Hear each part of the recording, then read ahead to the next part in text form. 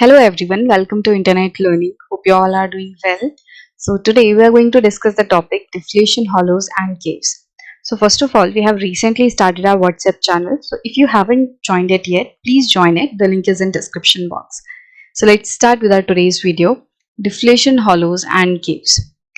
So हमने ऊपर deflation की definition पढ़ी थी. उसमें हमने क्या देखा था कि deflation includes lifting and removal of dust and smaller particles from the surface of rocks. तो विंड जब स्मॉल पार्टिकल्स डस्ट को उठाती है, लिफ्ट करती है, रिमूव करती है, तो उस प्रोसीजर को हम कहते हैं डिफ्लेशन. एंड हॉलोज का मतलब क्या होता है?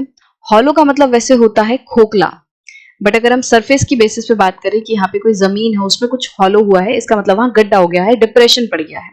तो डिफ्लेशन हॉलोज जो है, आप नाम से ही अब समझ सकते हो कि कुछ ऐसे गड्ढे हैं जो कि डिफ्लेशन की वजह से बन रहे हैं. So weathered mantle from over the rocks or bare soil gets blown out by persistent movement of wind currents in one direction. तो जब हवाएं चलती हैं एक ही डायरेक्शन में तो क्या होता है, यहाँ पे रेगिस्तान वाला इलाका है, वहां पे ही सबसे ज्यादा एयर जो है वो डोमिनेंट एजेंट की तरह काम करती है. तो सरफेस पे क्या होता है, लूज पार्टिकल्स रहते हैं, सैंड पार्टिकल्स रहते हैं, और जो वेदर्ड मटेरियल रहता है वो इजीली हवा से उठ जाता है, हवा उसे उठा लेती है और रिमूव कर देती है, दूसरी जगह पे अपने साथ बहा के ले जाने लगती है. दिस प्रोसेस में create shallow depressions called deflation hollows. और इस प्रोसेस की वजह से क्या होता है, जो जमीन है उसमें कुछ शैलो डिप्रेशन आ सकते हैं. शैलो मतलब क्या होता है, कम गहराई वाला. तो कुछ इस तरीके से कम गहराई वाले गड्ढे बन सकते हैं और इनको हम क्या बोलेंगे, deflation hollows. Deflation also creates numerous small pits or cavities over rock surface. तो जो rock surface होता है उसके ऊपर डिफ्लेशन की वजह से बहुत सारे स्मॉल पिट्स एंड कैविटीज भी बनते हैं. मतलब जो डिफ्लेशन हॉलोज रहेंगे वो तो थोड़ा बड़ा इलाका होगा, बट जो स्मॉल पिट्स एंड कैविटी होगी बहुत छोटे छोटे गड्ढे, बहुत इस तरीके से पिट्स वगैरह वो देखने मिलेंगे. जैसे अगर मैं आपको बना के दिखाऊं कि मान लो ये वाला जो है पूरा सरफेस है, इस सरफेस के ऊपर कुछ पार्टिकल्स थे, ये लूज पार्टिकल्स हैं, ये इजीली क्या होंगे, ये इजीली हवा से उठ जाएंगे. अब हवा क्या करेगी, हवा जब चलेगी तो अपने साथ इन पार्टिकल्स को उड़ाएगी, यहां से उठाएगी उन्हें और आगे लेके जाएगी. अब जिस एरिया से हवा इस मटेरियल को, सैंड को, उसको उठा रही है, तो यहाँ क्या होगा, यहाँ का मटेरियल अब हटने लगेगा क्योंकि हवा उसे उठा रही है. ठीक है, वो धीरे धीरे इस तरीके से हटने लगेगा और यहाँ पे एक इस तरीके से डिप्रेशन बन जाएगा. ये जो पार्टिकल्स हैं वो हट गए तो एक इस तरीके से डिप्रेशन, हल्का सा गड्ढा जो है वो बन जाएगा. पिट्स वगैरह कैसे, जैसे रॉक का सरफेस है उस पे इस तरीके से छोटे छोटे कुछ गड्ढे, ठीक है, कुछ पिट्स एंड कैविटीज जो है वो बन जाएंगी.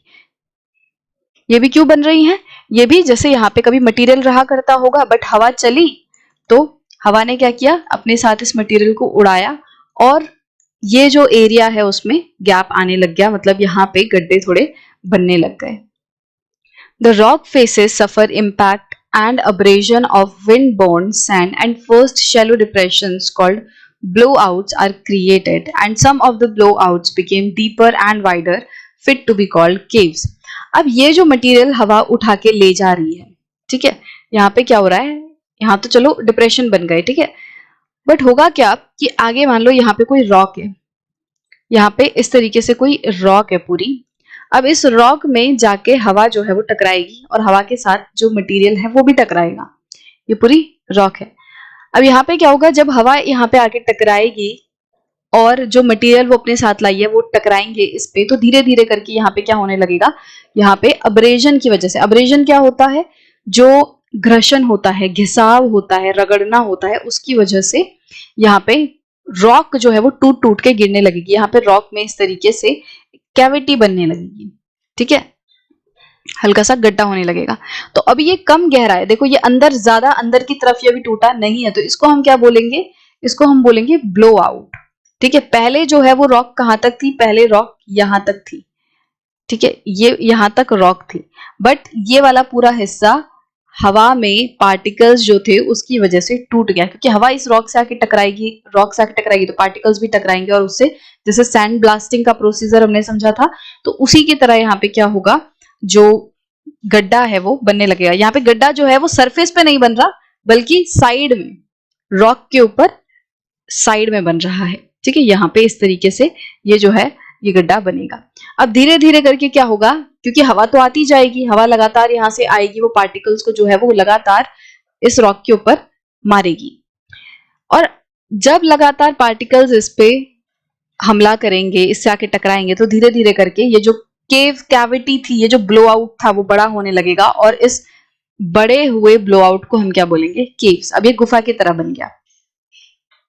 जो ब्लो आउट होते हैं वो कम गहरी गुफाएं कह सकते हो आप, मतलब इससे बहुत बड़ी गुफा नहीं है, हल्की सी, बस अभी जो रॉक है उसमें थोड़ा सा डिप्रेशन साइड में होना शुरू हुआ है, ठीक है। बट जब ये गुफा थोड़ी बड़ी हो जाएगी, जब ये ब्लो आउट थोड़ा बड़ा हो जाएगा, तो फिर हम इसको केव बोलने लगेंगे। अब यहाँ पे ना आप ऐसे कंफ्यूज मत होना, क्योंकि मैं यहाँ पे भी डिप्रेशन बोल रही हूँ, बट एक्चुअली आप इसको ऐसे ही याद रखना कि जो डिफ्लेशन हॉलोज है वो होंगे जमीन पे, मतलब इस तरीके से जमीन में गड्ढा हो रहा है, ठीक है। और ये जो केव बन रही है वो कैसे बन रही है, केव यहाँ पे बन रही है रॉक के फेस पे। रॉक का जो एक साइड है, रॉक की ये जो साइड है जो कभी ऐसे हुआ करती थी, इस रॉक के साइड में जब हवा में मिले हुए सैंड पार्टिकल्स जब आके इससे टकराएंगे तो फिर केव बनेगी, ठीक है। तो यहाँ पे आप पिक्चर में देख सकते हो, ये डिफ्लेशन हॉलो की पिक्चर है। यहाँ पे क्या होगा, कभी पहले पूरा इस तरीके से रेत ऊपर जमा होगा, बट हवा की वजह से क्या हुआ, ये सारा रेत जो है वो उड़ के चला गया, और अब यहाँ पे एक डिप्रेशन बन गया। इस तरीके से ये डिप्रेशन बन गया। और यहाँ पे अगर आप केव देखोगे तो ये देखो, यहाँ पे रॉक्स थी, और रॉक्स में जब हवा चलेंगी तो हवाओं ने आके यहाँ पे टकराया होगा, और जो पार्टिकल्स है वो आके इस रॉक के सरफेस से टकराए होंगे, तो उसमें इस तरीके की केव्स जो है वो बन गए, ठीक है। तो यहाँ देखो कितनी सारी केव बनी हुई है, यहाँ पे ये भी एक केव है, यहाँ पे भी छोटे छोटे, देखो ये प्रॉपर केव है, ये वाली जो है ये प्रॉपर आपको गुफा दिख रही है, इसमें अंदर काफी गहराई तक ये कट चुका है। बट यहाँ पे अगर आप देखोगे, ये कुछ दिख रहे हैं छोटे छोटे, तो ये एक तरीके से ब्लो आउट्स हैं, ये अभी प्रॉपर केव नहीं बने, अभी केव का एक फर्स्ट फेज कह सकते हो, तो ये ब्लो आउट्स है। तो आई होप कि आपको डिफ्लेशन हॉलोज एंड केव्स अच्छे से क्लियर होंगे।